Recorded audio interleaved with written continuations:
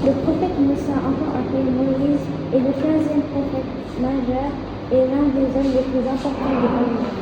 Il est le prophète le plus cité du Coran. Il a été mentionné 136 fois. Il est décédé à l'âge de 120 ans. Il est né parmi les enfants d'Israël, esclaves en Égypte. Il a échappé au massacre des nouveau-nés décrété par Pharaon grâce à sa mère. Exposé là, qu'est-ce qu'on peut résumer sur le prophète Moussa? Parler de l'invocation que le prophète Moussa alayhi salam avait fait. Rabbi shrah li sadri wa yassir li amri wahlul uqdatan min lisani yafqahu qawli.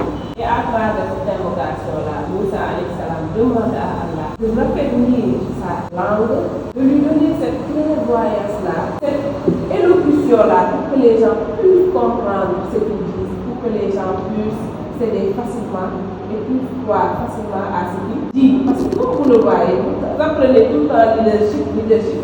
Les prophètes étaient de véritables leaders, parce que c'est des gens qui étaient appelés à ramener les gens vers le Seigneur, à leur rappeler tout le temps le droit chemin. Et pourquoi le prophète Moussa alayhi salam faisait cette invocation? Qu'Allah puisse raffermir sa langue et que les mots puissent sortir clairement.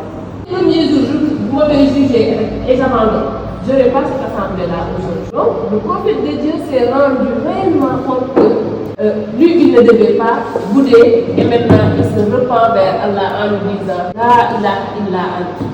Il n'y a nulle divinité digne d'être adorée si ce n'est toi Allah. Subhanaka inni kuntu minaz zalimin. Réellement, j'ai été du nombre des injustes. Pourquoi il a été injuste? Il a abandonné alors qu'il ne devait pas abandonner. Ce peuple-là se sont moqués de lui parce que tout simplement ce sont des ignorants qui ne savent pas ce qu'ils font. La ilaha illa anta.